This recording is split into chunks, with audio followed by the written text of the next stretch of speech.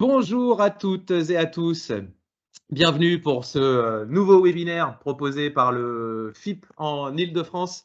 Un webinaire qui est consacré ce matin à la présentation du lieu unique d'accompagnement issu du rapprochement entre Pôle emploi et Cap emploi. Manifestement une thématique qui intéresse particulièrement puisque sachez que vous êtes plus de 170 à vous être inscrits au webinaire de ce matin. Donc on est ravis de vous retrouver tous et toutes ce matin pour évoquer ce thème du lieu unique d'accompagnement.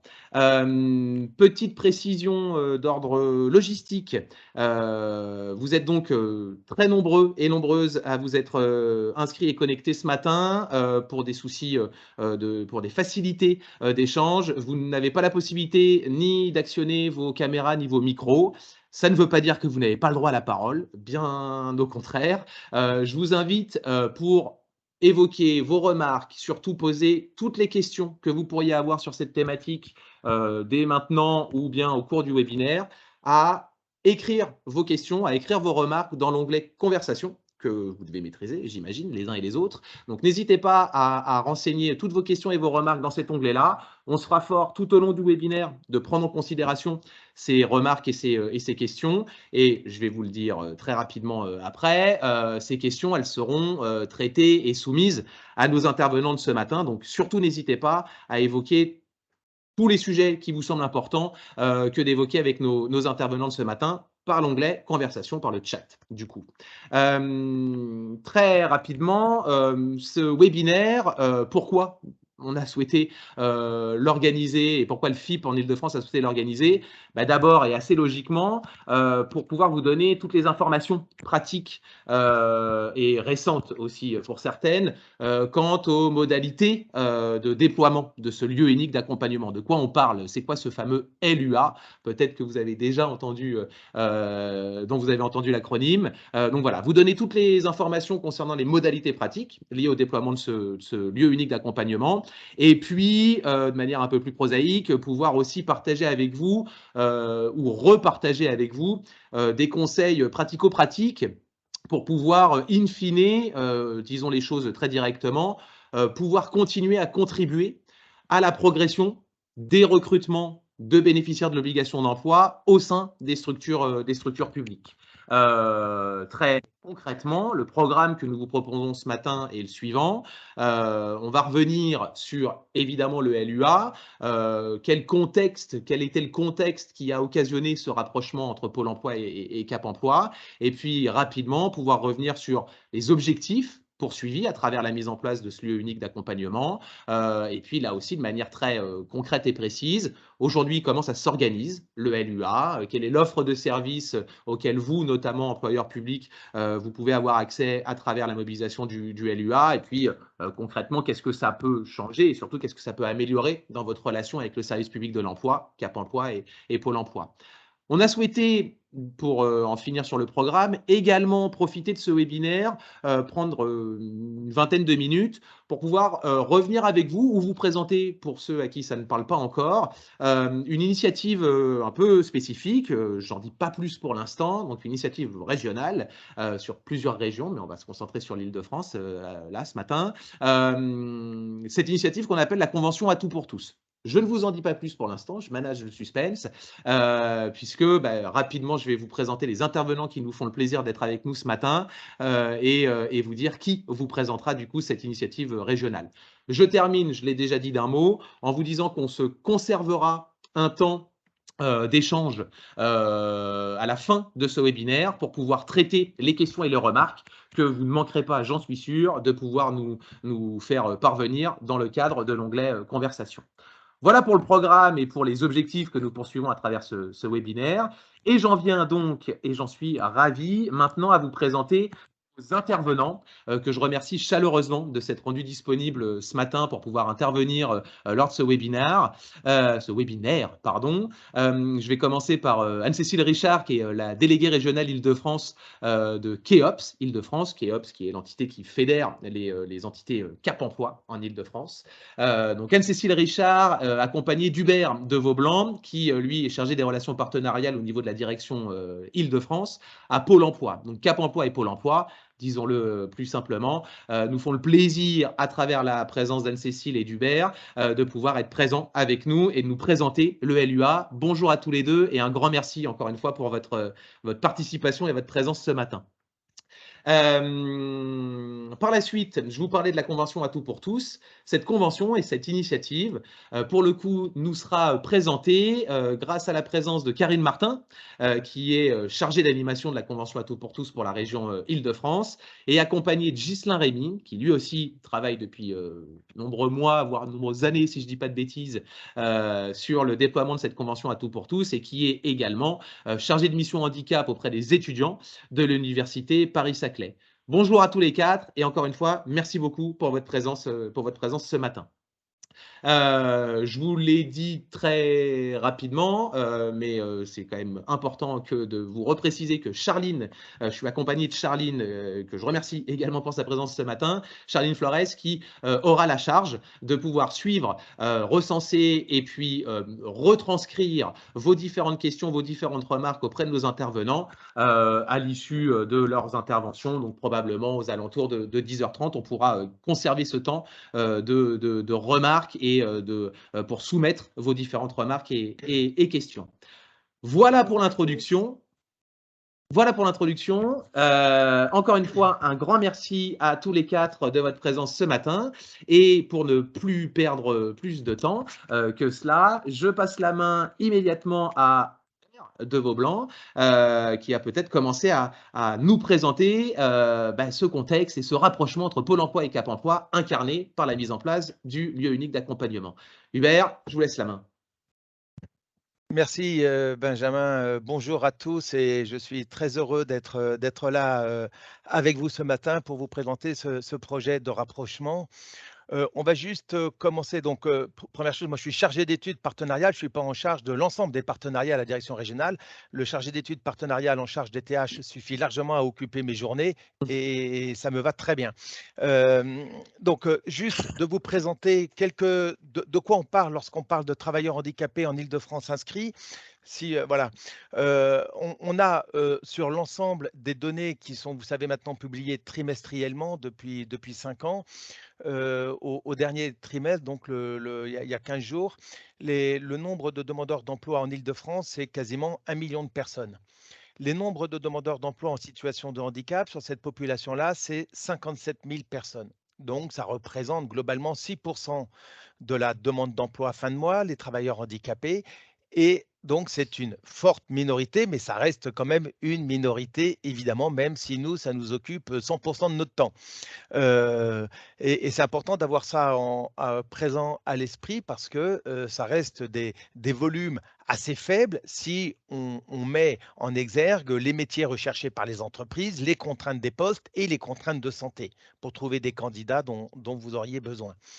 Ce qu'on constate aussi, et c'est plutôt la bonne nouvelle, vous entendez la baisse du chômage sur les 12 derniers mois, même si elle a augmenté là très légèrement sur le dernier trimestre, mais sur les 12 derniers mois, la baisse est de 10% pour l'ensemble des publics et de 7% pour les travailleurs handicapés.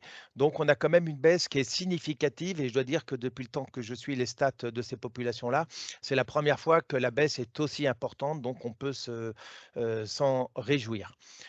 Vous pouvez, j'en profite aussi, sur le site de pôle emploi.org, créer vos requêtes et regarder toutes ces données, celles sur les travailleurs handicapés, et faire des filtres sur d'autres critères. Donc, c'est aussi en accès libre. Voilà, précisément. Et on a mis en annexe avec Anne-Cécile un complément d'information sur les données. Et je pourrais donner à Benjamin l'ensemble d'une fiche qui est établie tous les trimestres par la collègue Ostat.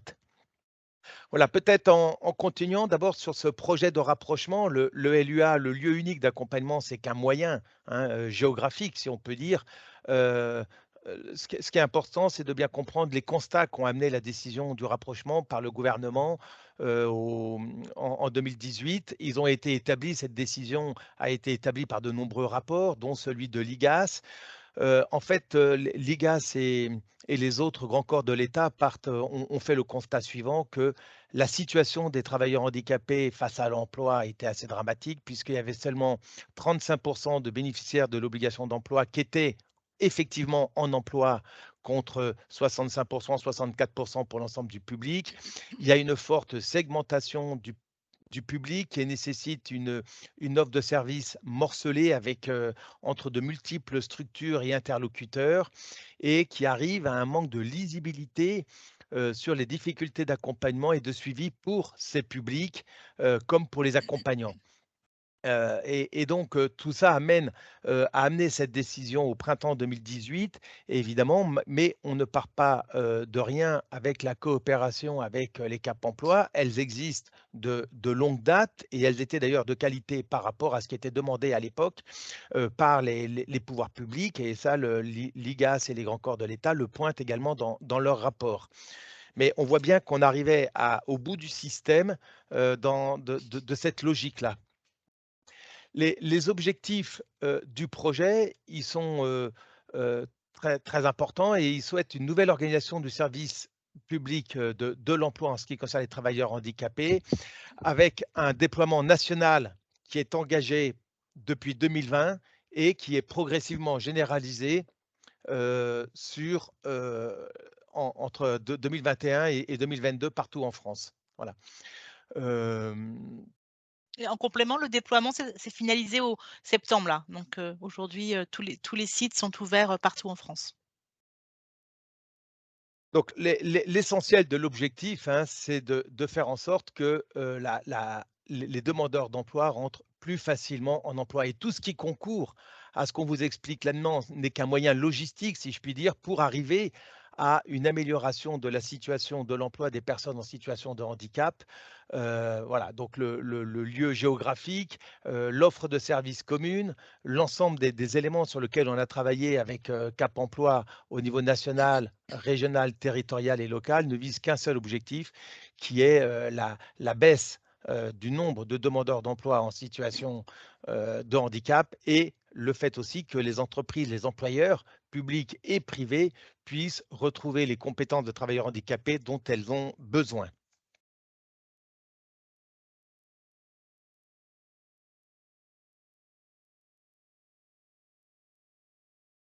Donc on accroît la coopération donc entre les 2 réseaux à travers d'un lieu unique de réception et d'accompagnement des personnes en situation de handicap. Ce lieu unique, ce sont les agences Pôle emploi.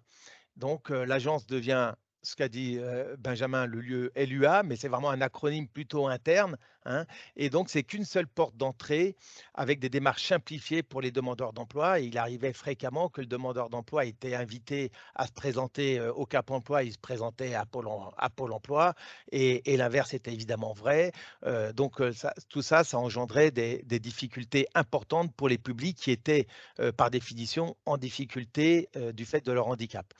Ensuite, le principe, c'est une offre de services intégrée qui réunit les 2 expertises des 2 réseaux avec l'ensemble de leurs partenaires, avec la force du réseau, les outils et le champ de Pôle emploi, avec la souplesse, la réactivité et l'expertise, du réseau spécialisé Cap emploi. Donc c'est en fait un un rapprochement qui unit, un employeur de grande taille qui est Pôle emploi avec une expertise, heu, des Cap emploi dont la volumétrie est évidemment beaucoup plus faible que nous et elle s'adresse à toutes les personnes en situation de handicap dans une logique, des besoins par rapport à leur situation et non dans une logique capacitaire comme c'était le cas, avant et évidemment ça change considérablement la donne parce qu'avant le rapprochement, on était toujours coincé par un problème de budget, évidemment et donc il arrivait des moments où on arrêtait, d'envoyer les demandeurs d'emploi à suivi à Cap emploi parce que le budget était atteint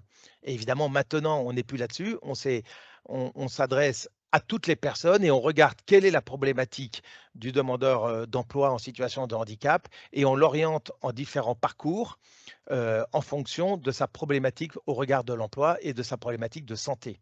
Et Et ça, évidemment, peut-être c'est le grand changement. Pardon, Anne-Cécile. Hubert, non, non, en complément, sur la spécialité qu'apporte Cap Emploi, le petit expert effectivement dans ce grand projet, c'est effectivement son expertise sur les sujets de l'accompagnement, de la mobilisation des aides et mesures, mais également une bonne, implantation et une bonne connaissance des réseaux partenaires spécialisés aussi, de premier cercle autour des sujets santé, emploi, handicap, et ça, c'est quelque chose qui est également apporté dans la corbeille, du projet.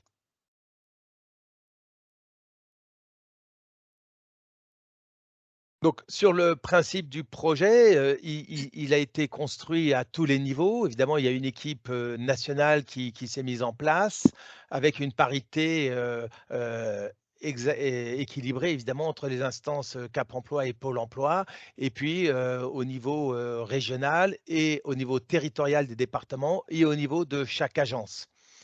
Le 2e point qui est très important, c'est le dialogue de performance qui est commun, c'est-à-dire que, le directeur du Cap Emploi et le directeur territorial, hein, qui sont les directeurs départementaux chez nous, planchent chaque année devant la directrice régionale de Pôle emploi pour analyser les résultats avec des indicateurs qui sont uniques et communs aux 2 systèmes aux 2 acteurs, hein. Donc ça, c'est évidemment important, avec un système d'information qui est commun, qui est celui utilisé par Pôle emploi et les collègues Cap emploi, font évidemment beaucoup d'efforts pour, pouvoir domestiquer cet outil et on sait que c'est pas forcément très simple pour eux.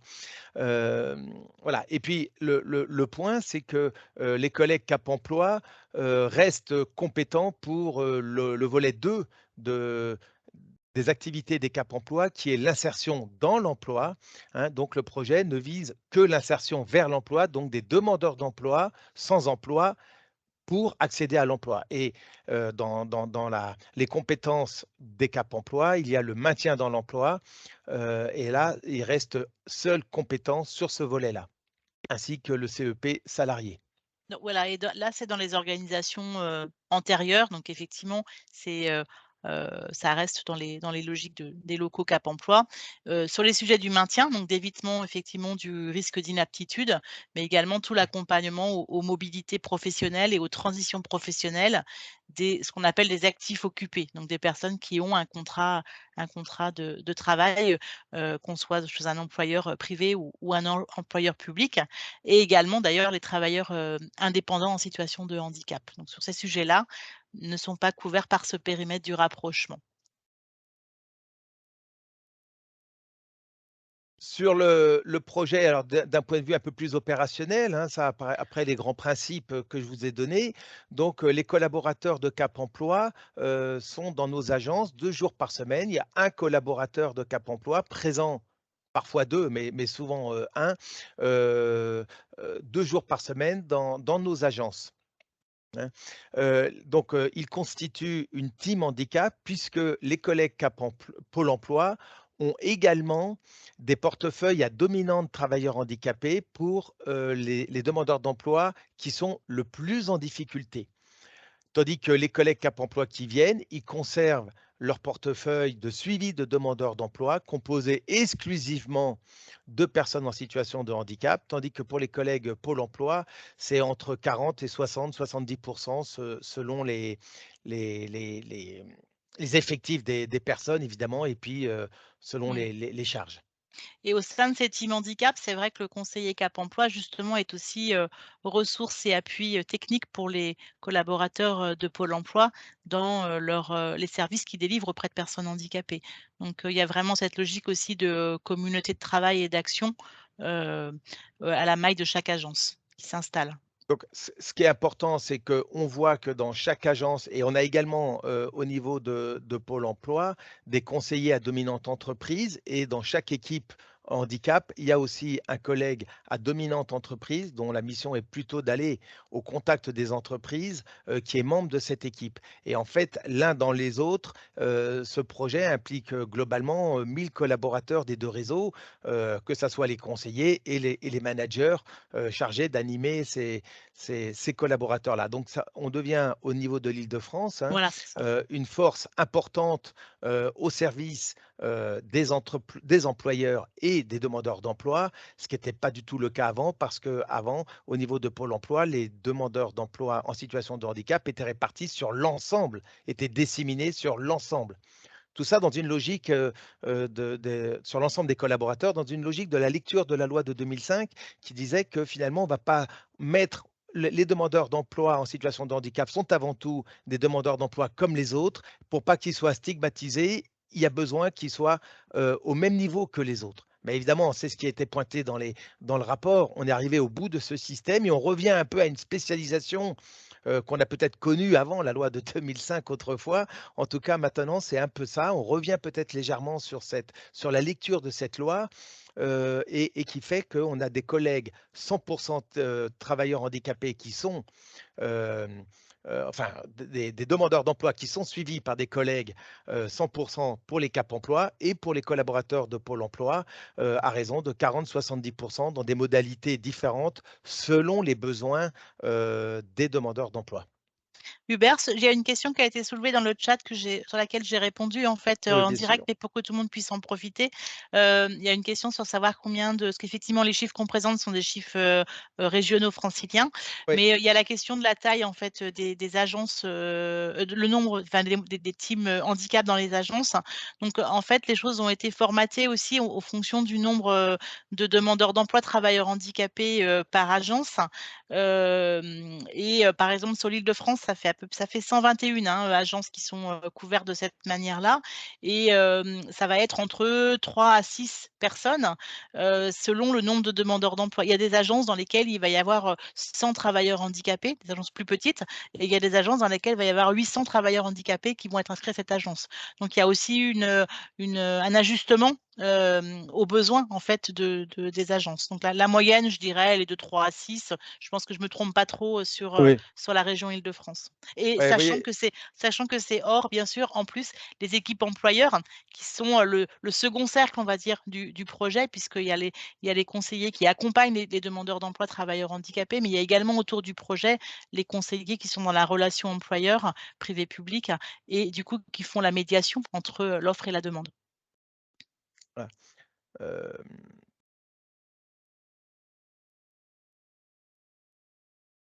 Merci Anne-Cécile pour la réponse.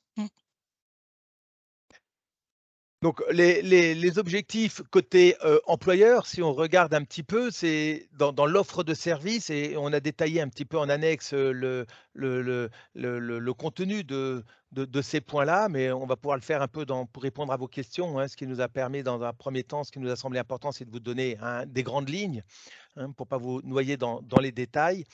Au service des employeurs, la première chose, c'est pouvoir vous informer et vous sensibiliser. Vous informer sur l'offre de service, c'est un peu ce qu'on fait là, mais également informer l'ensemble de vos collaborateurs ou des missions RH ou de l'ensemble et sensibiliser vos salariés à la situation des personnes en situation de handicap. Évidemment, le deuxième point, et qui est évidemment important, c'est vous aider à recruter, à sourcer des candidatures par rapport aux fichiers de demandeurs d'emploi inscrits à Pôle emploi, mais également par rapport à d'autres structures avec lesquelles on peut être partenaire. Et je pense évidemment aux partenaires de la Convention à tout pour tous, par exemple, ou à d'autres structures qui peuvent aussi suivre des associations, qui peuvent suivre des personnes sans qu'elles soient inscrites à Pôle emploi.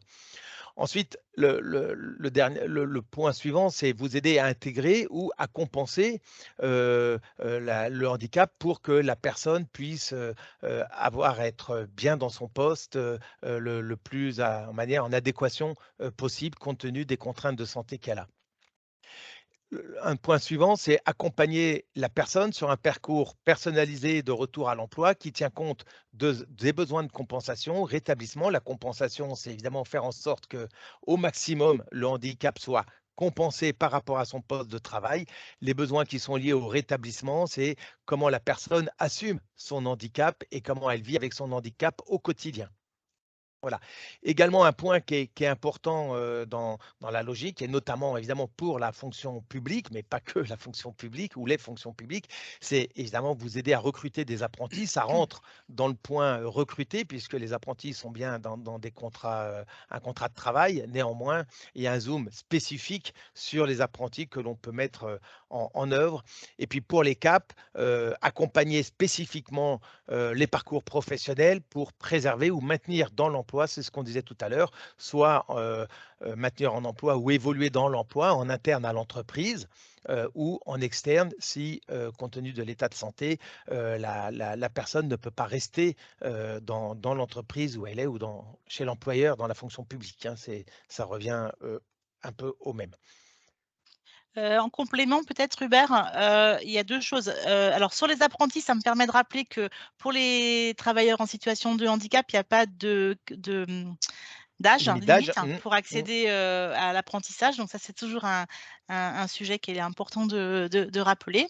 Sur la question du sourcing, puisque, quand on a évoqué en première partie de l'intervention le nombre de travailleurs en situation de handicap, en Île-de-France, donc Hubert a précisé, c'est pas très nombreux, c'est 5 c'est 6 du million, on va dire, de demandeurs d'emploi. Mais si on se met du point de vue de l'employeur public qui souhaite recruter, c'est un potentiel de 58 000 demandeurs d'emploi travailleurs handicapés en Île-de-France. Donc en valeur absolue, on a quand même un bon potentiel de sourcing parmi les demandeurs d'emploi travailleurs handicapés inscrits à Pôle emploi, même si effectivement le pourcentage de l'ensemble des demandeurs d'emploi n'est pas très important, mais je souhaitais le souligner quand même. On a des choses à faire. Voilà, et tu as répondu donc, le rapprochement est en effet effectif et finalisé depuis septembre. En Île-de-France, on a fini en juin et voilà, donc ça évidemment, le projet avait été retardé largement par la crise sanitaire, vous imaginez, et comme dit Anne-Cécile souvent, on s'est rapprochés, alors distance. qu'on n'a jamais été aussi loin l'un de l'autre, les uns des autres pour travailler dans les équipes, ce qui évidemment aussi n'a pas, facilité, et on peut rendre hommage à toutes les équipes au niveau du terrain parce qu'ils ont mené ces projets en étant assez éloignés, ce qui est jamais formidable pour Facilitant. travailler en commun et facilitant, évidemment. Ça a été un obstacle Un supplémentaire, challenge complémentaire. un challenge complémentaire, voilà. Mais voilà, les épreuves renforcent. Voilà, ce qu'on peut le dire juste pour finir sur ce point, on avait organisé, on peut organiser des salons en ligne. On l'a fait cet hiver en janvier ou février avec la DGAFP, hein, du ministère de la fonction publique, et on peut le refaire sur un salon en ligne, sur une plateforme qui est dédiée et gérée par Pôle emploi. On peut organiser pendant quelques jours un salon, alors soit dédié dans une des fonctions publiques ou un employeur public ou privé, hein, puisque je sais aussi qu'il y a des employeurs privés qui sont là s'il y a beaucoup de postes, en tout cas, par exemple, une fonction publique hospitalière avec voilà, les emplois dédiés de la fonction publique hospitalière. Et il y a tout un système où on peut vous informer, vous pouvez déposer des profils de poste. On peut inviter les demandeurs d'emploi en fonction du poste à venir. Vous constituez un stand virtuel, vous pouvez mettre des vidéos, des choses comme ça pour vous présenter, planifier des entretiens et on organise les bilans. Donc, il peut y avoir tout un outil assez souple, facile à mettre en œuvre et qui a donné des bons résultats au mois de janvier. Je ne sais pas s'il y a des collègues de la DGAFP qui sont là du ministère de la fonction publique, mais en tout cas, ils pourraient témoigner. Il y a eu une quinzaine de recrutements, hein, de mémoire sur la fonction publique, plutôt des personnes de l'administration centrale, hein, puisque la collègue de la fonction publique avait réuni le ministère de l'armée, affaires étrangères, etc., intérieur, je crois aussi. Voilà, plusieurs ministères, mais évidemment, ça peut être fait pour tout à chacun. Il faut un volume de postes assez conséquent, hein, pour qu'on puisse mobiliser. On a une collègue et après, on lance les invitations, on lance le sourcing et ça se fait très, très facilement. Et après, vous planifiez vous-même vos entretiens grâce à une appli de rendez-vous. Ah, il y a encore deux agents dans le Cavados. Alors là, ce sont les 2 exceptions qui travaillent encore sur le sujet. Bah, écoutez, merci Nathalie de cette info que j'ignorais totalement. Donc, erreur de ma part. toutes les agences sont pas encore en LUA. Il y a 2 villages gaulois qui résistent toujours. Normand, pas gaulois. Normands, ils sont normands. Voilà, donc bon, ben, écoutez, Honfleur et Lisieux, ben, voilà, qui sont de très, très belles villes et on leur souhaite, une bonne finalité dans leur rapprochement. Alors Alors là, c'est sur l'Île-de-France, là, on revient un petit peu plus, oui. sur l'Île-de-France, du coup, dans les contacts, puisque c'est effectivement le périmètre sur lequel on agit au quotidien, en binôme avec Hubert. D'accord, voilà, donc bah, pour Pôle emploi, c'est contacter le conseiller si vous l'avez en agence de proximité, puisque nous, on a une logique, territoriale, hein, donc un employeur, du 7e arrondissement, contactera l'agence de Saint-Pétersbourg qui est compétente pour 7e, 8e et 9e et un employeur de Bobigny contactera l'agence, de Bobigny en Seine-Saint-Denis. Si vous n'avez pas de contact, vous pouvez être appelé, vous appelez directement le 39 95 et vous serez directement mis en relation avec le conseiller de votre agence qui vous prendra en ligne. Autrement, vous pouvez aussi revoir par rapport au portail pôle-emploi.fr, onglet entreprise, et vous avez toutes les infos là-dessus. Et après sur les contacts aussi que vous aviez peut-être déjà, initiés, engagés et des relations construites avec, les CAP, on vous a reprécisé là sur les 8 CAP emploi d'Île-de-France, les correspondants, employeurs publics avec pour 2 territoires, je crois que c'est 75 et 93, qui sont également, sur, la particularité des contrats en alternance, y compris chez les employeurs publics. Pour les employeurs publics. Le principe du rapprochement est de dire, en fait, vous aviez peut-être déjà des contacts avec, les uns ou les autres, donc vous pouvez, poursuivre, le contact auprès de ces personnes ou ces collaborateurs avec lesquels vous travaillez déjà et ce sera à eux, Pôle emploi, Cap emploi, de vous apporter une solution, coordonnée. Voilà. Donc n'hésitez pas à revenir vers votre interlocuteur, habituel, pour que, il puisse, en lien avec, les homologues, des teams handicap sur chacun des territoires, vous apporter une relation coordonnée, une réponse coordonnée. Et puis, en ce qui concerne, les cap emploi, ils ont, oui, les 8 cap emploi franciliens, les conseillers ont déjà aussi l'habitude de travailler en interterritoire, puisqu'on peut avoir, bien sûr des logiques, d'employeurs multi-établissements. On peut avoir des logiques aussi de demandeurs d'emploi, qui peuvent être en mobilité. Donc voilà, donc c'est vraiment dans cette, optique que l'on avance dans ce nouveau projet, avec, les équipes, de Pôle emploi. Eh bien, merci beaucoup à tous les 2 pour cette, présentation et rapide et complète, enfin voilà, challenge relevé, si j'ose dire. Je pense qu'on a vraiment, bien balayé les choses. Alors je réinsiste sur ce qu'évoquait, notamment, Hubert. Vous recevrez évidemment à l'issue de ce webinaire les diapositives qui vous sont diffusées et même plus que cela puisque, gentiment, Hubert et Anne-Cécile, ont étoffé encore plus cette présentation avec des annexes qui rentrent dans les détails. Donc vous aurez évidemment le document complet qui sera tenu à votre disposition. Merci beaucoup pour encore une fois donc ces précisions qui, je crois, permettent de bien visualiser aujourd'hui où on en est quant à ce rapprochement Pôle emploi Cap emploi. Alors, différences, je vais les mettre entre guillemets, parce qu'on l'a compris, hein, vos offres de services, vos cœurs de mission restent les mêmes. Maintenant, la synergie peut-être que implique ce rapprochement, elle est là la vraie différence, c'est de pouvoir mieux collaborer en synergie, encore une fois, entre l'expertise, la grosse machine, pardon de le dire comme ça UR, mais que représente Pôle emploi pour une meilleure efficacité aussi en matière et surtout, pas que, mais aussi, surtout en matière de recrutement et d'insertion professionnelle pour ce Oui. public demandeur d'emploi. Oui, ce qui est important aussi, c'est de dire qu'on gagne ensemble, hein, parce qu'on a des indicateurs communs. Donc, le fait de passer une offre d'emploi à Cap emploi, où avant, il pouvait y avoir peut-être un peu de réserve de la part des uns et des autres, des 2 réseaux à Cap emploi ou à Pôle emploi, ou de dire: «Maintenant, c'est l'employeur» et cetera. Maintenant, ça n'a complètement aucune raison, puisque de toutes les façons, le résultat du travail est dans le pot commun. Il est dans le pot commun et il n'y a plus, d'indicateurs pour les Cap emploi spécifiques à Cap emploi, ils sont agglomérés à ceux de Pôle emploi et idem dans l'autre sens.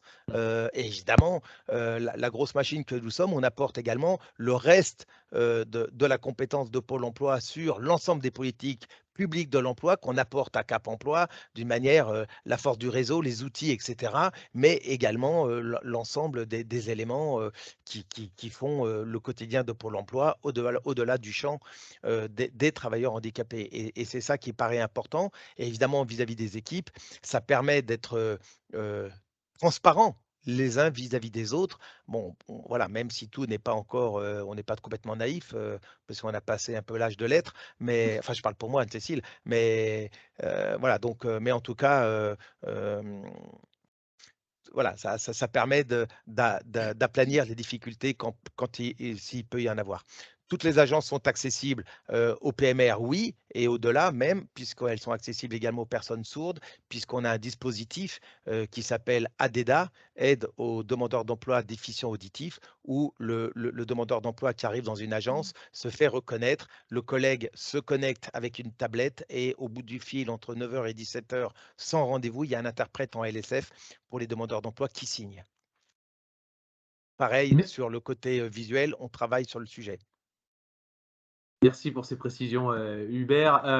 Et donc, encore une fois, merci pour cette présentation complète. Je vais me permettre, et puis c'est bien la moindre des choses, si j'ose dire, de rappeler, mais en quelques mots, hein, que ce mouvement-là, qui continue à vouloir favoriser l'insertion professionnelle des personnes en situation de handicap, bah voilà, le FIP veut pouvoir l'accompagner et continuer à pouvoir l'accompagner. Je vous rappelle très rapidement, puisque pour la plupart, je pense que c'est des choses qui vous sont claires, mais la répétition fait jamais de mal. Le FIP-HFP, hein, au travers de ses interventions et puis même des missions qui lui sont confiées par la loi, hein, et de 2005 et renforcées par la loi de transformation de la fonction publique, le FIP, ça va être plus simple. Le FIP, évidemment, veut pouvoir accompagner donc ce mouvement en pouvant mettre à disposition et des ressources financières, mais également des outils, des bonnes pratiques pour favoriser et encourager les recrutements, tout comme le maintien dans l'emploi, et avec, et Anne-Cécile et Hubert le reprécisaient, avec un focus aussi particulier sur l'apprentissage. Oui, on le sait, et on continue à le savoir et on continue à le prôner.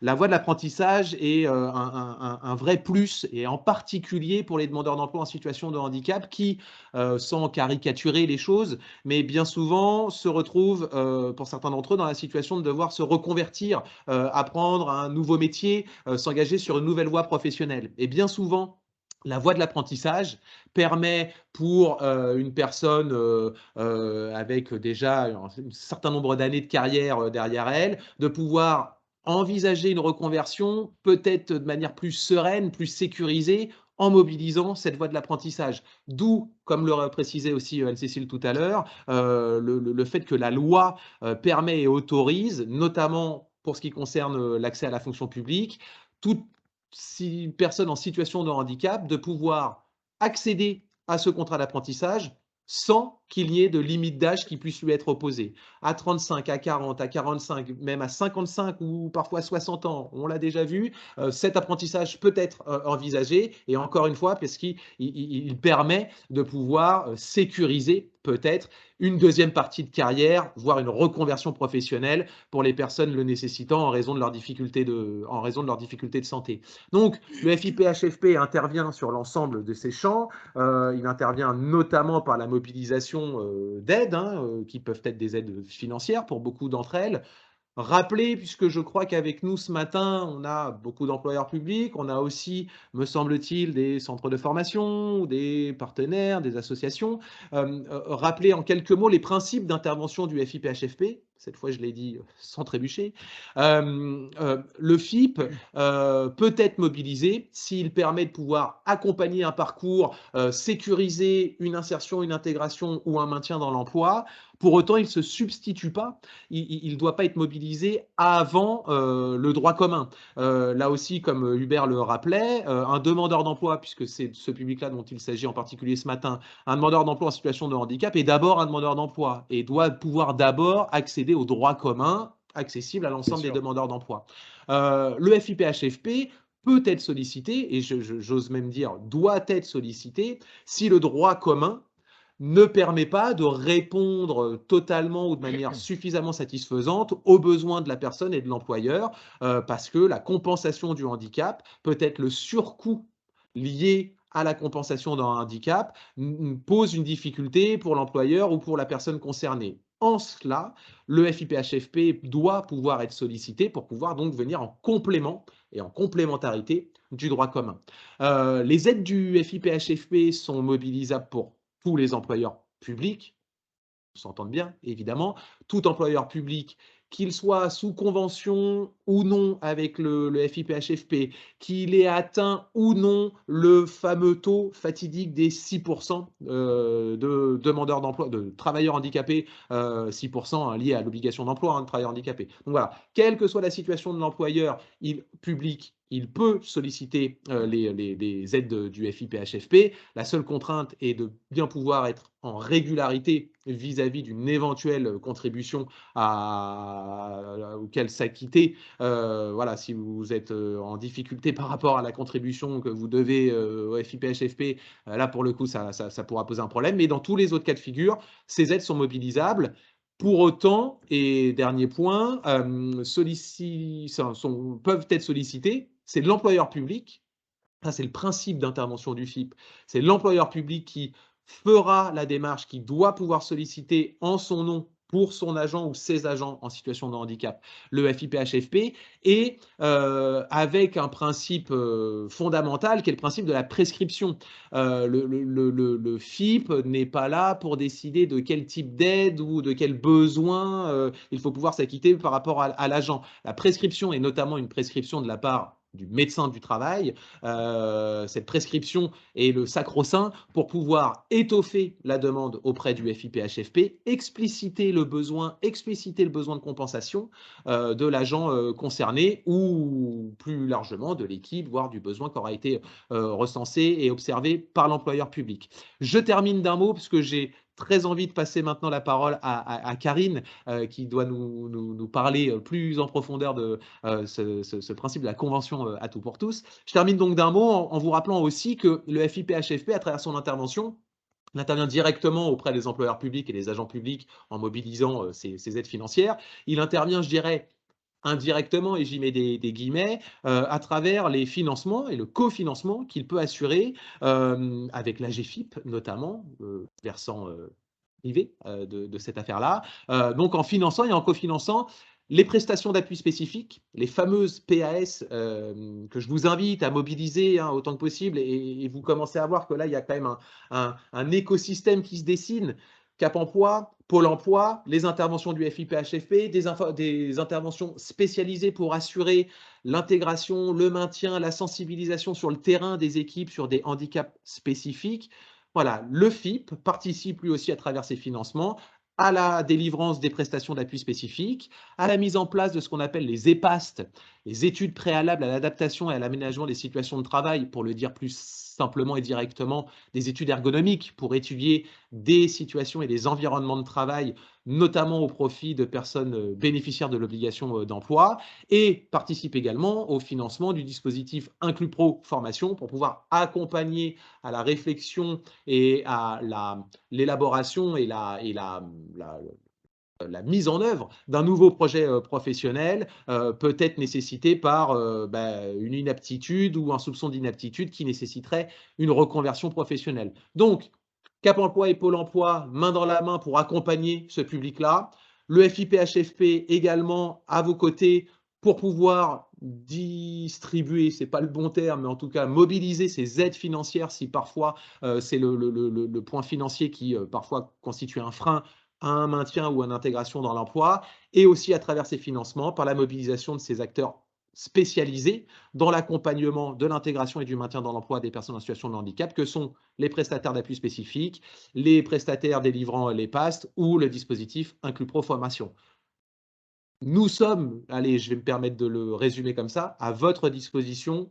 N'hésitez pas à vous appuyer sur Cap Emploi, Pôle emploi, les lieux uniques d'accompagnement et le FIPHFP pour pouvoir vous aider et vous accompagner à toujours mieux intégrer, recruter et maintenir dans l'emploi les personnes en situation de handicap. Je clôt cette longue parenthèse et je passe la parole, du coup, si elle le veut bien, désormais à Karine Martin, parce que toujours dans cette idée de l'écosystème, hein, des volontés et des actions mises en place, notamment sur les niveaux locaux et régionaux, et ben, la Convention à tout pour tous, je pense, là aussi, peut être un bon outil mis à votre disposition, vous en particulier employeur public, pour contribuer peut-être à toujours une meilleure intégration et un meilleur recrutement, insertion professionnelle, pardon, de personnes en situation de handicap, et en l'occurrence plutôt sur un public plutôt jeune. Je te passe la parole, Karine, et encore une fois, un grand merci d'être présent avec nous ce matin pour pouvoir présenter cette convention à tout pour tous. Je te passe la main. Merci Benjamin. Bonjour à tous. Donc Karine Martin, je suis chargée de la co-animation de la Convention à tout pour tous. Moi, de mon côté, en représentation de Keops Île-de-France, et je vous parlerai du binôme que je forme avec une autre personne sur cette co-animation. Donc, on vous présente cette convention qui est sur le plan régional à notre niveau, dont d'ailleurs le FIPHFP, Pôle emploi et Keops Île-de-France font partie des signataires, mais c'est également une convention qui se décline sur d'autres régions, hein. Donc on pourra voilà, vous en indiquer quelques mots, mais plus particulièrement, nous on intervient sur cette convention et comment elle se décline au niveau région Île-de-France. Donc à la base, tout part du programme régional d'insertion des travailleurs handicapés, hein, le PRIT, qui est présidé et animé par la DRIETS. Donc vous retrouvez cette organisation sur chaque région en France. Les partenaires du PRIT conduisent ensemble différents travaux, différentes actions. Et notamment, ce qu'on met en lumière avec vous ce matin, c'est les actions qu'on met en faveur de la préparation et l'entrée dans la vie active des jeunes en situation de handicap. Donc quand on parle de jeunes en situation de handicap, on est sur le public 16-30 ans. Et du PRITH, c'est décliné la convention à tout pour tous, qui en plus des partenaires habituels et acteurs de l'emploi et de l'insertion, regroupe des employeurs signataires. Cette convention, elle réunit du coup, pour l'ensemble des membres signataires, et quasiment ça depuis le démarrage, les services de l'État, les 3 académies d'Île-de-France, l'ARS, donc l'Agence régionale de santé, la région Île-de-France, l'AGFIP, le FIPHFP, 11 universités, mais également Cap Emploi, Pôle emploi, donc présent ce matin, l'ARML, qui est l'Association régionale des missions locales, l'UNEA pour l'Union des entreprises adaptées, le CIDJ, l'ONICEP et de grandes entreprises. Tous ces signataires s'engagent en fait dans des actions pour sécuriser les parcours vers la formation et l'emploi des jeunes franciliens en situation de handicap qui sortent de scolarité, qu'elles soient spécialisées ou non, et quel que soit leur niveau d'études. Donc on a des représentants d'établissements, collèges, lycées, mais aussi d'universités pour représenter les études supérieures.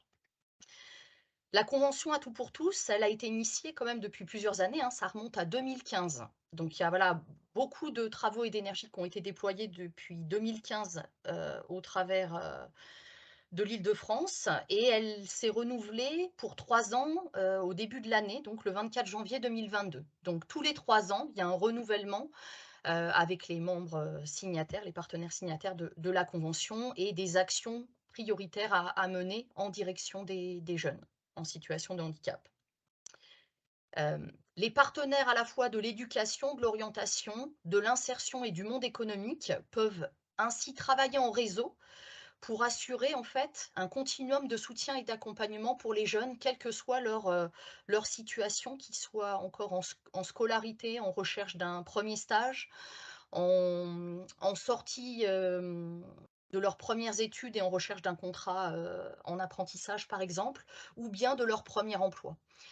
C'est une façon de faire travailler des acteurs à tous les niveaux, ce qui est plutôt rare, voilà, pour pouvoir trouver les bonnes solutions, les bonnes ressources et faire que le parcours du jeune puisse continuer sans obstacle et avec toutes les bonnes, solutions mises en œuvre. Le principe du fonctionnement de cette convention à tout pour tous, en fait, c'est qu'il y a une animation formée par un binôme, qui est un binôme qui intervient sur une année, voilà, pour agir en faveur de cette convention et ce binôme, en fait, est constitué à la base de 2 partenaires signataires de la convention qui se portent volontaires, en fait, hein, pour assurer cette fonction d'animation. Donc, l'année passée, c'était le CIDJ avec l'AGEFIP qui portait cette co-animation et depuis le février 2022, donc c'est Keops Cap Emploi au travers de mon intervention et le CIDJ qui co-anime, des actions, en complémentarité de leur, public cible respectif et de nos actions, de nos réseaux respectifs également. Donc, Fabienne Croquet, qui représente le CIDJ, n'a pas pu se joindre à moi ce matin parce qu'elle est sur un autre groupe de travail pour préparer les assises de la convention à tout pour tous, mais vous aurez nos coordonnées à toutes les 2 à la fin de la présentation. Donc, pour vous montrer les synergies, les actions qui sont développées, hein, régulièrement tout au long de l'année et puis depuis 2015, hein, bien avant moi que j'arrive sur la co-animation. Donc, il y a de nombreuses actions en direction de professionnels qui sont, initiées pour aider à mobiliser au profit des jeunes l'ensemble des dispositifs de formation et d'accompagnement vers l'emploi. L'objectif aussi, c'est de pouvoir faciliter la rencontre entre les besoins, entre recrutement des entreprises, qu'elles soient privées ou publiques, et les profils de jeunes en termes de compétences et de formation. Et du coup, pour ce faire, on organise des rencontres professionnelles, on produit des livrables à destination aussi des professionnels qui peuvent aiguiller tout le parcours, qu'il soit scolaire, adaptation d'un poste de travail, aménagement au cours d'une formation en alternance, pour faciliter en fait toute forme d'intégration quelle qu'elle soit.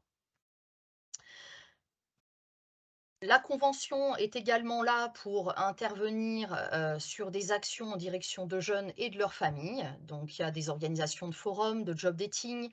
Il y a également des vidéos d'information qui ont été éditées pour, que les jeunes puissent se parler de pair à pair sur la démarche de reconnaissance travailleurs handicapés, par exemple. Donc voilà, ça c'est aussi un soutien qui est apporté au travers de la convention. Et puis, mettre en œuvre aussi des actions ciblées pour améliorer la jonction entre les attentes des entreprises et le niveau de qualification des jeunes. Donc tout ce qui peut faciliter les projets de partenariat, de formation qui aboutiront en fait à des intégrations et des recrutements réussis aussi, hein, pour ces jeunes en situation de handicap. Voilà, donc on essaye toujours, d'être en anticipation de toutes les situations pour arriver à des, bonnes réussites. Je voulais vous montrer, surtout les actions qui sont, indiquées dans notre, plan à venir, donc sur les années 2022-2025 pour les 3 ans. Donc on agit essentiellement maintenant sur l'élargissement des débouchés professionnels pour les jeunes en essayant de diversifier les partenariats avec les employeurs privés, publics et notamment aussi les tailles d'entreprises, hein, qui rejoignent notre convention en tant qu'entreprise adhérente. L'idée, c'est vraiment d'avoir une diversité de représentation de secteurs, de tailles d'employeurs qui sera au plus proche des profils des jeunes qui se forment actuellement, hein, du coup, pour ensuite travailler en fait à ces insertions et à cette mise en lien entre les employeurs et les jeunes et à la bonne adéquation. Le deuxième axe de travail, ça sera de faire progresser l'innovation, en soutenant des actions avec, sur la recherche et le développement en lien avec les chaires universitaires. Donc il y a des travaux qui sont menés de ce côté-là également, hein. Ce n'est pas toujours que des actions en recrutement, hein, qui sont vertes, même si vous, c'est cet axe-là qui va plus vous préoccuper, aujourd'hui. Au niveau d'un troisième axe, qu'on essaye de développer et qu'on continue, hein, puisque ça c'est depuis le début, c'est développer les espaces d'information et de communication pour renforcer les synergies entre partenaires, Donc, on met en place des groupes de travail, certains changent en cours de route, s'intensifient. Cette année, il y a un groupe de travail supplémentaire qui se met en place pour organiser la tenue d'assises au mois de février 2023, où ça sera vraiment une rencontre avec des professionnels et des employeurs. Et pour les groupes de travail, pour vous illustrer les travaux qui sont en cours, on a un groupe de travail pour tenter de faire adhérer des plus petites entreprises, donc approcher les TPE, PME. On a un groupe de travail sur l'accès à l'apprentissage, où on peut travailler sur des travaux autour de la mobilité pour que les jeunes accèdent plus facilement au CFA, mais aussi à des événements autour de l'apprentissage.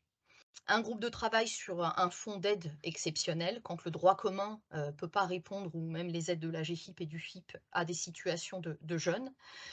Et puis donc les assises, je vous en ai parlé. Donc ça, c'est vraiment important. On essaye de travailler sur les synergies à tous les niveaux, entre le monde de l'éducation, l'orientation, le monde de l'orientation et le monde économique. Ça se fait à toutes les strates pour répondre aux besoins des jeunes. Et pour vous montrer les synergies possibles, au niveau de la co-animation, on peut être sollicité, comme je l'ai été il y a quelques jours, par une université, comme c'était le cas il y a quelques jours par l'Université de Saclay, pour essayer d'appuyer et mobiliser un réseau d'employeurs pour trouver un terrain de stage pour un jeune homme qui est entré en 2e année de DUT en mesures physiques. Donc voilà, il y a des articulations comme ça pour que les jeunes aboutissent et puissent finaliser leur scolarité dans de bonnes conditions. Et avec les bonnes adaptations, les bons besoins de compensation derrière, bien entendu. Ce qui est important du coup de vous présenter ce matin, c'est la démarche d'adhésion à la convention, puisque donc le FIPHFP est partenaire signataire en représentation des 3 fonctions publiques depuis le démarrage en 2015. Mais après, il y a une démarche aussi d'adhésion qui est possible de la part de n'importe quel employeur, privé, public, petite ou grande structure qui a des obligations d'emploi. On a même une entreprise adaptée qui nous a rejoint récemment, alors pas comme membre signataire, mais comme employeur adhérent. Et donc du coup, tout employeur qui veut devenir partenaire et adhérent de la convention, en fait, pourra avoir accès à une plateforme numérique qu'on vous présente juste après, qui permet de diffuser des offres assez variées, à la fois emploi, stage et alternance. Donc ça vous permet cet accès-là. Ça vous permet d'être convié aux assises de la convention, de participer ponctuellement, et ça c'est sur la base du volontariat, à des groupes de travail thématiques et à différentes actions qui sont menées dans l'année. Cette adhésion, elle est totalement gratuite pour les employeurs publics. Et puis, ça vous permet également, dans les autres avantages, de pouvoir publier des informations sur vos événements, vos bonnes pratiques sur le site vitrine de la Convention, qu'on vous présente aussi juste après.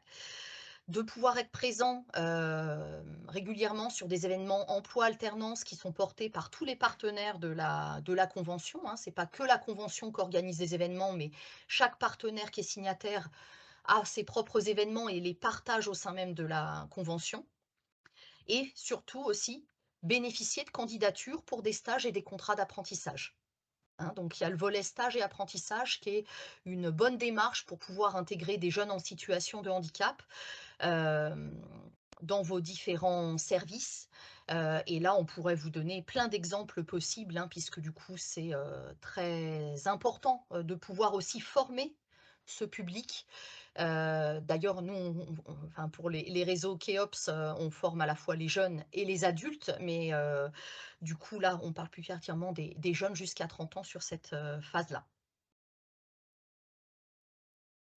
Et puis donc ça, je ne vous le détaille pas, mais je voulais vous mettre des liens utiles si vous souhaitez vous documenter. Sur le site du PRITH, vous avez une présentation de la convention et accès à différents livrables, qu'ils soient papier ou documentation ou vidéo. Et puis les sites qu'on vous présente juste après et un bilan assez détaillé des actions qui ont déjà été menées de 2019 à 2021 pour ceux qui auraient la curiosité de s'y rendre.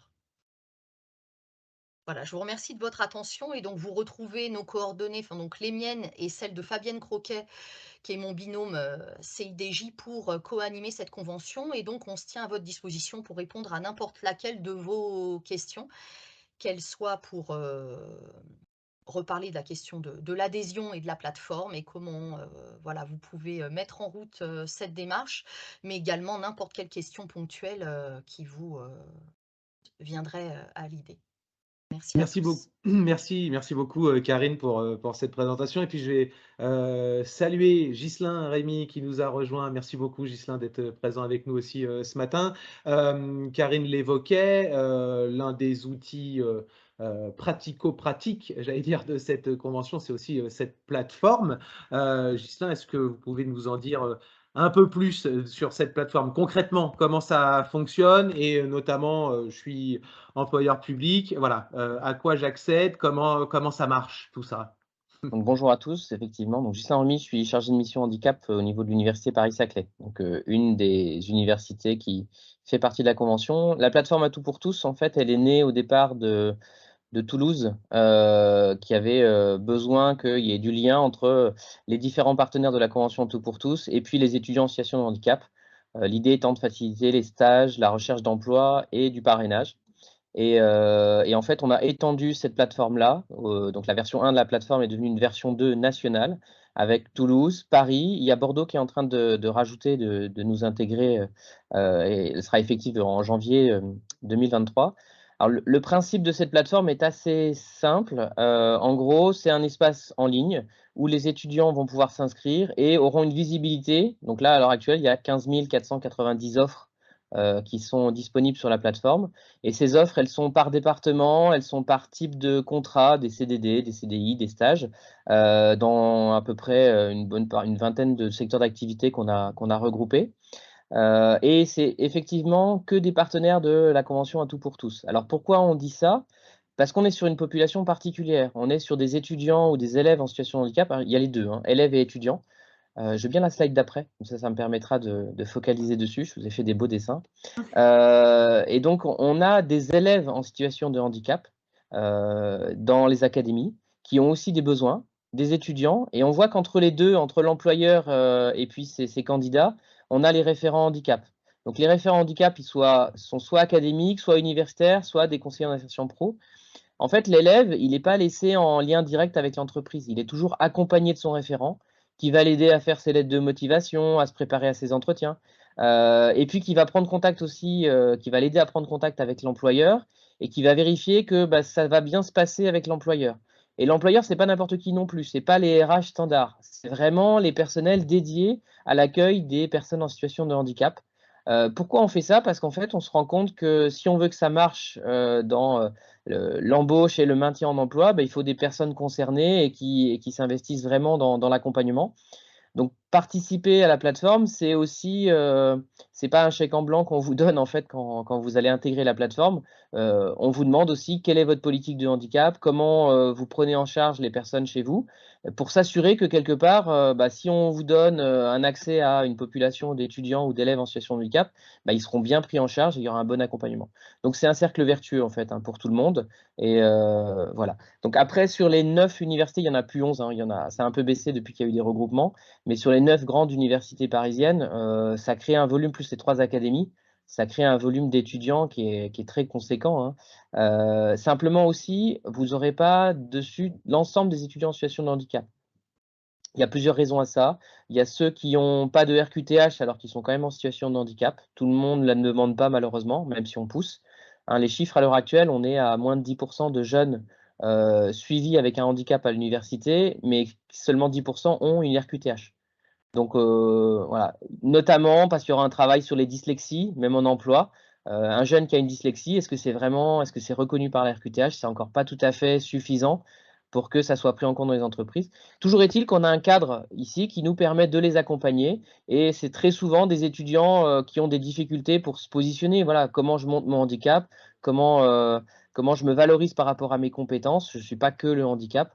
Et ça, c'est des choses qu'on peut faire avec l'accompagnement sur la plateforme. Je veux bien la slide d'après, je crois qu'il en reste une.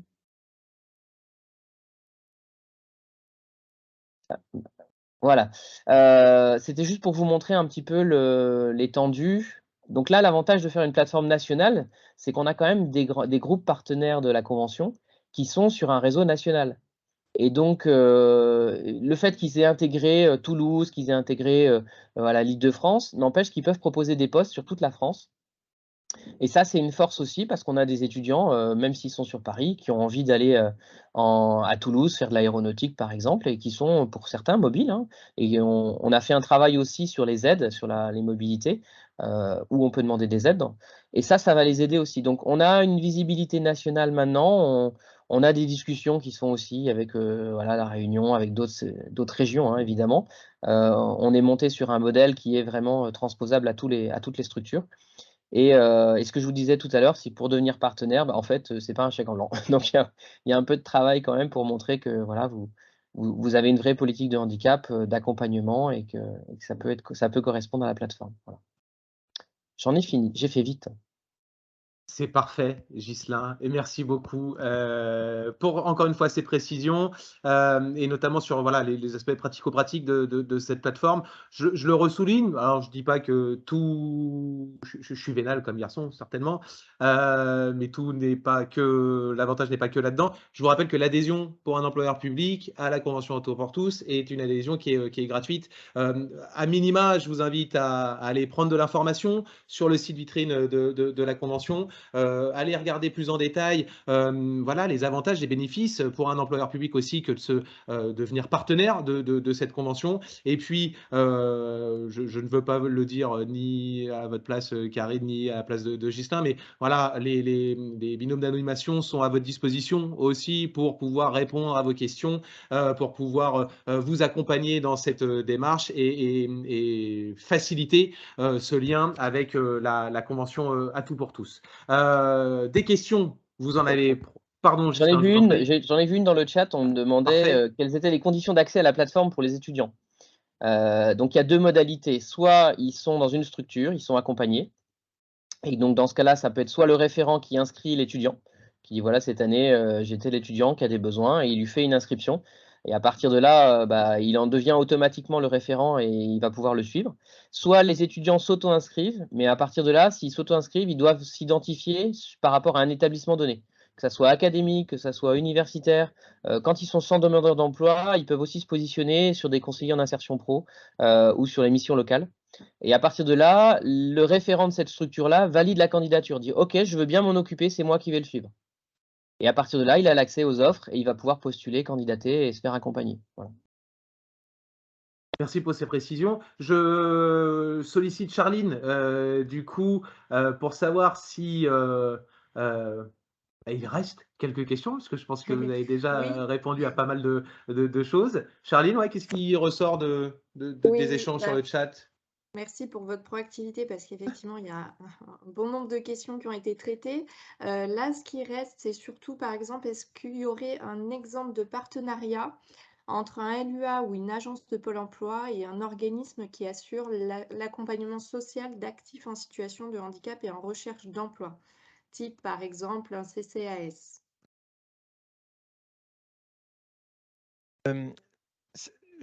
Enfin, je veux bien commencer à répondre, mais tu vas peut-être compléter parce que je ne suis pas sûr tout à fait de comprendre la question. C'est-à-dire que, Pascal, excusez-moi, vous devez suivre une personne qui est en activité déjà, qui est elle-même active. C'est ça. Alors, des partenariats avec les CCAS, oui, il y en a au niveau des agences locales, ça c'est sûr.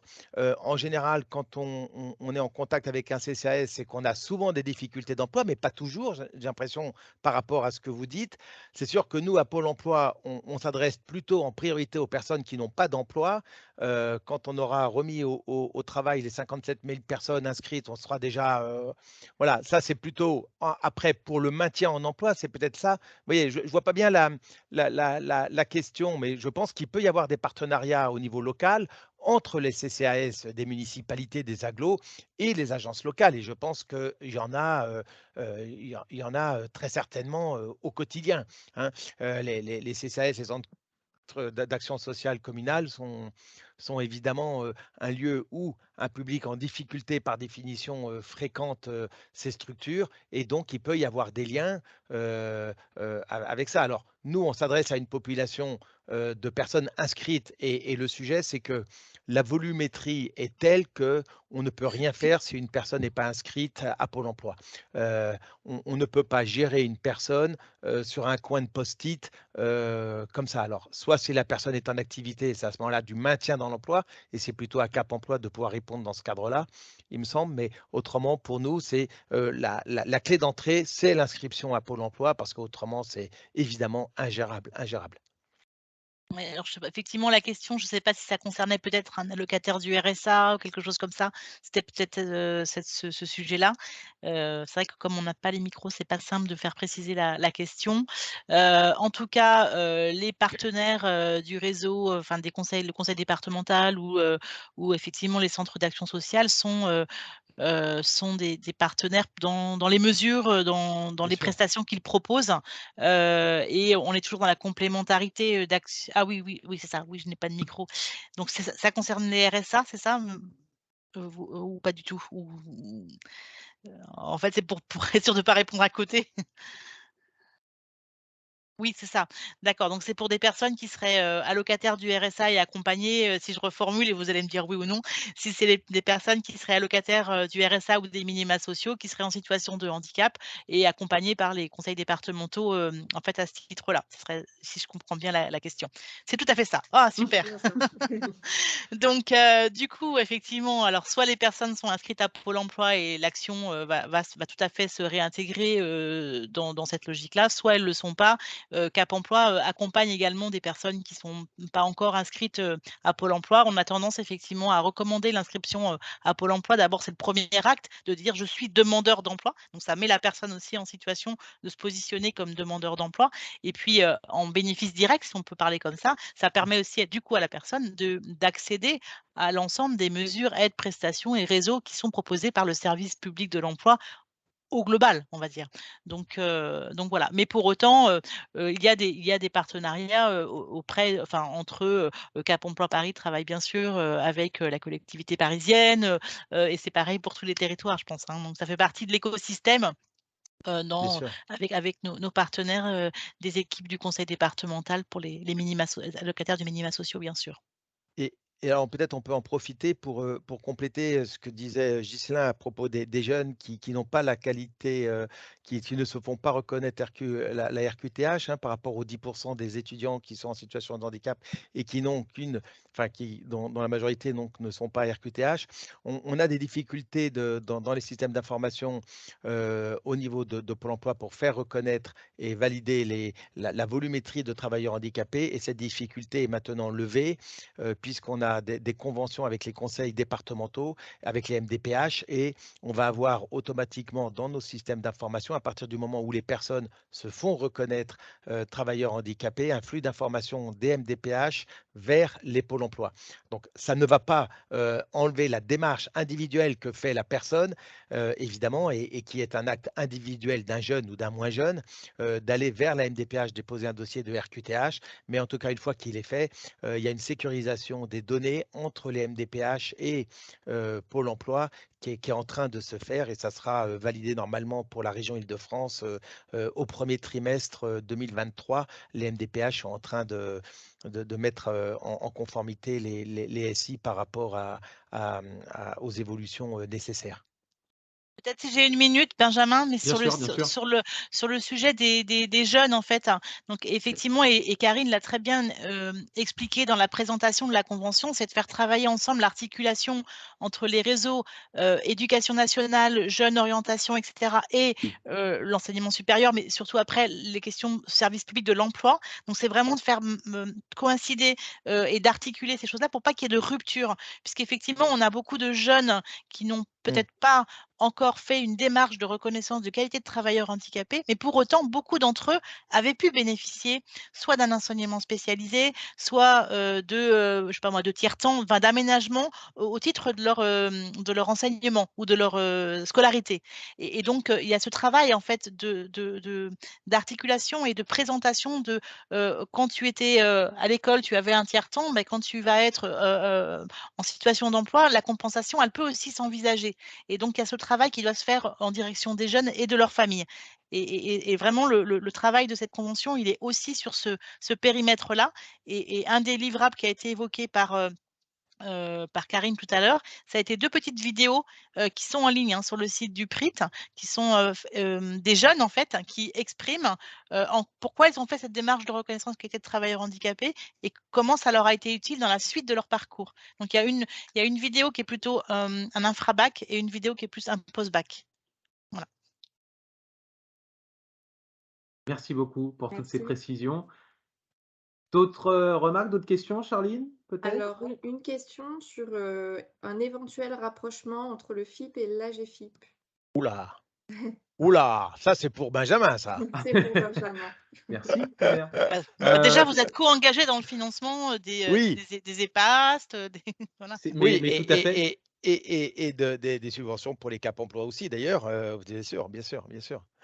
Merci, vous avez tout dit, enfin presque. Et puis alors, je ne me permettrai pas de parler au nom du FIPHFP, mais retenez alors un éventuel rapprochement. Je pense que ce mouvement, il est déjà engagé depuis bien longtemps en réalité. Je ne sais pas là non plus, peut-être qu'il faudrait repréciser la question derrière, mais ce rapprochement, il est déjà de fait. FIP et AGFIP travaillent main dans la main, je l'espère, mais j'en suis convaincu, au profit des personnes en situation de handicap et notamment pour viser leur insertion professionnelle. AGFIP, versant privé de l'emploi, FIP, versant public. Alors, un rapprochement, voire une fusion, peut-être que c'est aussi ça qu'il y a derrière. Je ne peux pas me prononcer ni en mon nom, ni même au nom du FIPHFP. Et j'allais presque jusqu'à dire,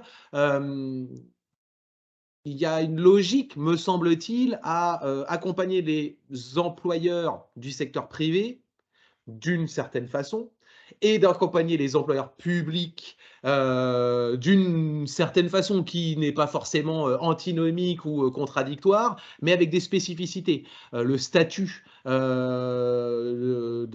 la fonction publique, les modalités d'accès à la fonction publique sont différentes, c'est un fait, de l'accès à l'emploi privé, et des spécificités doivent pouvoir se conserver. Néanmoins, comme Anne-Cécile Hubert le rappelait, pour ce qui concerne le financement des PAS, EPAST, CAP également, un club pro formation, dans l'offre de services, dans l'offre d'intervention du FIP et de la GFIP, là aussi, ça fait de nombreuses années que FIP et AGFIP travaillent main dans la main pour aboutir à une certaine homogénéité dans les offres qu'ils peuvent délivrer, l'un auprès des employeurs privés, l'autre auprès des employeurs publics. Et j'allais dire, et pour conclure, qu'il ne me semble pas forcément pertinent d'avoir une seule et même offre stricto sensu pour l'ensemble des employeurs.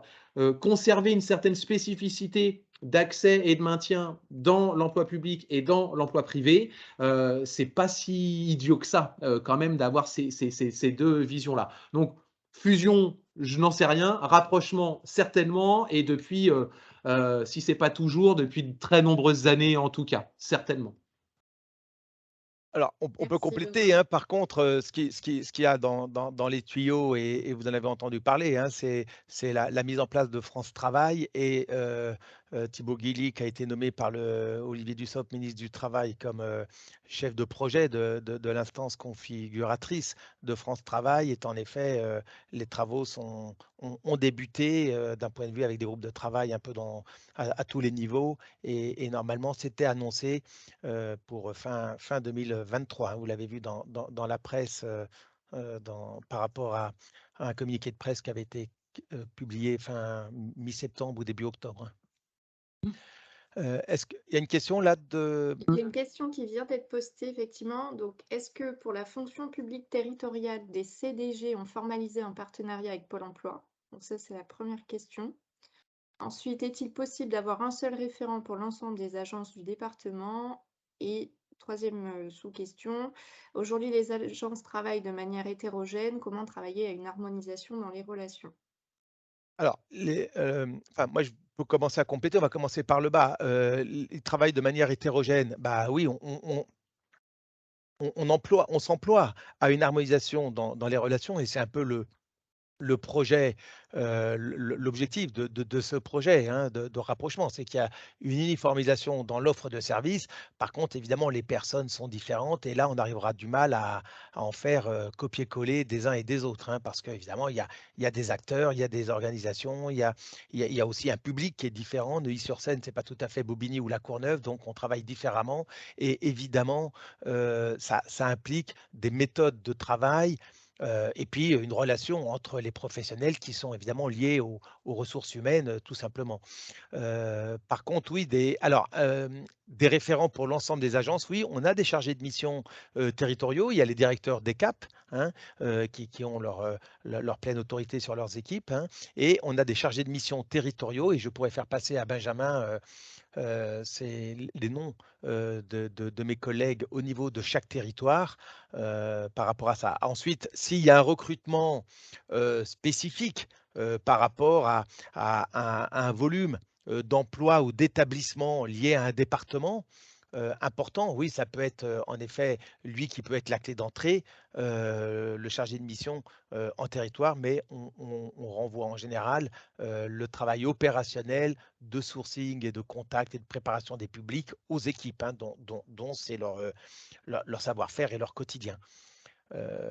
Est-ce il peut y avoir un partenariat avec Pôle emploi au niveau de la fonction publique territoriale, des conseils départementaux? Oui, il y a bien sûr, hein, des conventions avec les CG là-dessus, hein.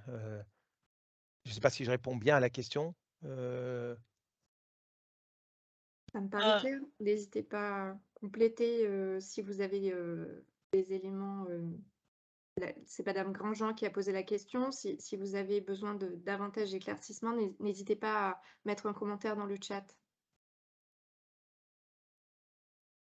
Anne-Cécile, tu voulais peut-être compléter? Alors, je vois que tu l'as fait notamment avec. Oui, alors voilà, en fait, je renvoie au slide sur tout à l'heure où on précisait, Ouais. on donnait les noms des commentaires en disant sur chaque département, il y a peut-être déjà des habitudes de travail ou des contacts. Il ne faut pas hésiter à revenir vers ceux ou ces contacts et puis qui vont travailler à une proposition de réorganisation des contacts. Il ne s'agit pas du conseil, mais du centre de gestion. Oui, ça, c'est les CIG, Ah Petite oui, et Grande d'accord, le Couronne, CIG Grande etc. Couronne, Voilà, d'accord, voilà, pardon. exactement.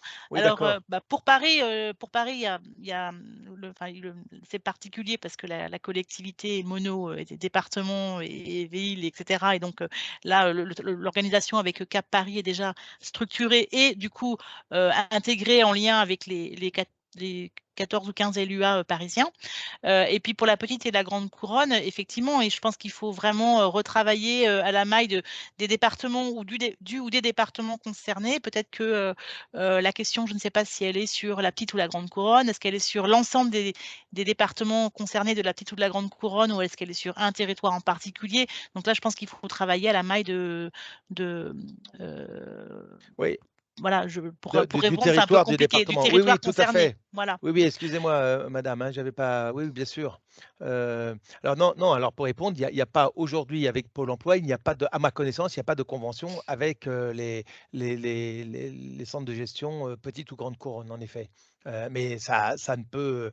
Enfin, on peut y travailler pour ça, hein, tout à fait. Et vraiment, l'exemple d'un partenariat qui est peut-être fait au niveau du département, en lien avec un centre de gestion d'un des départements ou de la Grande Couronne ou une partie. Oui, oui, bien sûr. Il y a Tout eu à des fait. interventions, il y a eu des interventions qui se sont faites sur le sujet intégration, enfin insertion, mais également sur le maintien, hein, si on est sur le sujet handicap, avec notamment le CIG Petite Couronne. Donc voilà, les choses peuvent se faire selon les besoins des territoires. On revient aux besoins des territoires. Donc Ouais. effectivement, il y a une offre globale qui est proposée, mais les besoins des territoires peuvent être différents et donc on doit adapter la réponse à vos besoins sur vos territoires. Après, Et vous pouvez excuse-moi, Benjamin, vous pouvez me recontacter aussi, hein, et Anne-Cécile, et on va se remettre en relation avec les collègues sur place, hein. Il n'y a pas de problème, hein, là-dessus. Mais c'est en effet un axe de partenariat qu'on peut tout à fait développer avec les centres de gestion des collectivités locales, oui. Et arrêtez-moi si Hubert NCC, si je dis des bêtises, mais c'est, me semble-t-il, là aussi un des gros avantages, une des grosses avancées du déploiement du lieu unique d'accompagnement, c'est-à-dire d'avoir cette porte d'entrée Fléché. fléchée et unique, et qui facilite aussi peut-être les relations entre un employeur public qui peut-être a un rayonnement soit très local, soit départemental, soit après régional. Et alors oui, effectivement, alors moi mon siège social ou mon établissement principal est sur telle ville ou sur tel département, mais je vais dépendre et je vais vouloir rayonner sur, bon, j'appelle quelle agence locale, j'appelle quel Cap Emploi, quel départ. L'avantage là, alors parce que là encore, hein, de par la structuration de chacune de vos entités, voilà, Cap Emploi, arrêtez-moi encore une fois si je dis des bêtises, mais a plutôt une logique d'entrée sur le niveau de département, là où Pôle emploi, comme son nom l'indique, à l'époque, l'agence locale pour l'emploi, on est bien sur du local très, très infra. Aujourd'hui, rapprochez-vous de l'un ou de l'autre. La porte d'entrée va être la même et la diffusion de l'information et la construction du partenariat efficace va être facilitée par justement cette porte d'entrée là, unique Oui. désormais. Oui, c'était déjà le cas avant, hein, aussi bien, je pense, pour Cap Emploi que pour Pôle emploi. On prenait la commande et on s'arrange en interne pour répondre à la demande. Et je pensais à des employeurs qui étaient avec un établissement dans un coin de la région parisienne et qui cherchaient des personnes, des entreprises du bâtiment sur des chantiers à l'autre bout de la région parisienne, etc.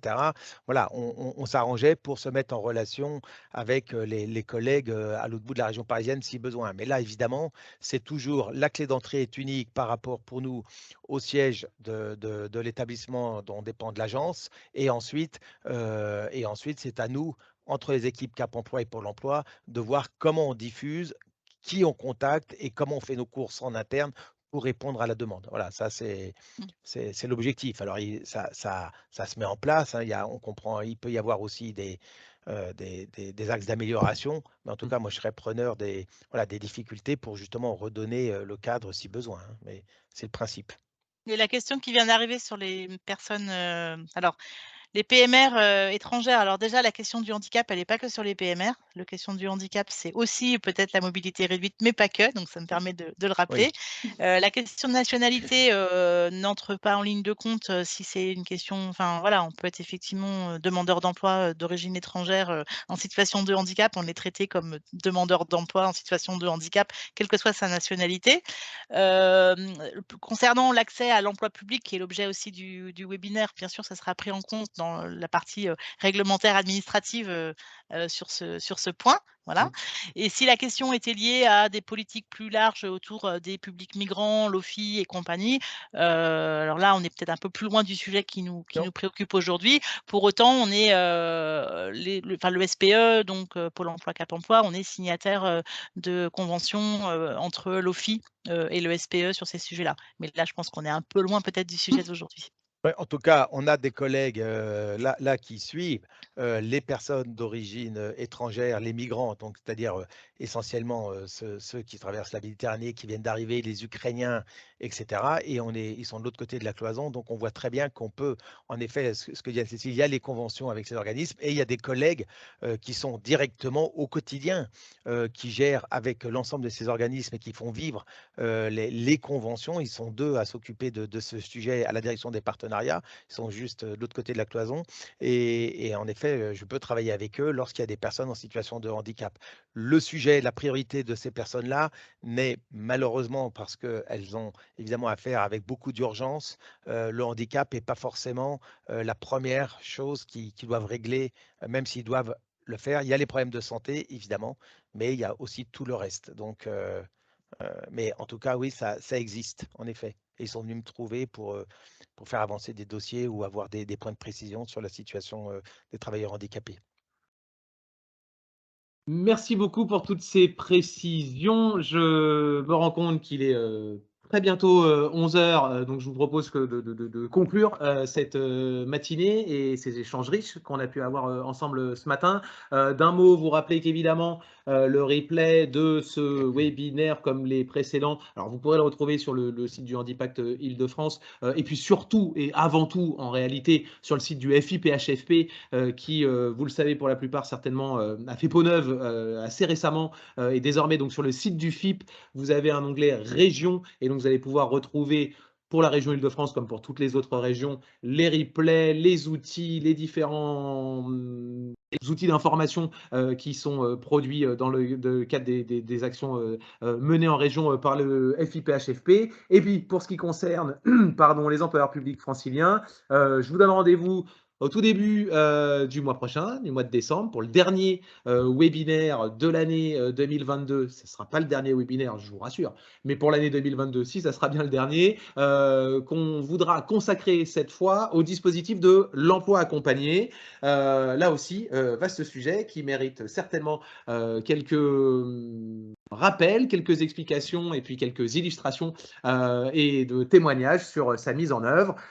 Merci beaucoup à chacun et à chacune de votre présence ce matin, et surtout, je garde la minute qui me reste pour remercier chaleureusement Anne-Cécile, Richard, qui est Ops Île-de-France, Hubert de Vaublanc, Pôle emploi, direction régionale Pôle emploi Île-de-France, Karine Martin et Ghislain pour votre présentation de la convention à tout pour tous. Merci beaucoup de vous être tellement bien, j'allais dire, conformé à l'exercice. On est dans les temps, c'est, me semble-t-il, très clair. Merci pour l'information que vous nous délivrez et qu'on va tenir à disposition de nos participants de ce matin. On espère que vous avez pu obtenir les réponses aux interrogations que vous aviez encore, et surtout, on souhaite que désormais, vous puissiez prendre vos claviers, vos téléphones, et que vous alliez rencontrer ces partenaires qui sont à votre disposition. LUA, Convention à tout pour tous, le FIPHFP, on se tient à votre disposition pour toujours continuer et contribuer à une meilleure intégration possible des demandeurs d'emploi, jeunes ou moins jeunes, en situation de handicap, et notamment dans la fonction publique. Merci à vous quatre, merci Charline également, et à très bientôt, je l'espère. Merci à vous, au revoir. Merci à tous, Merci, au revoir. Merci, au revoir. Merci, au revoir.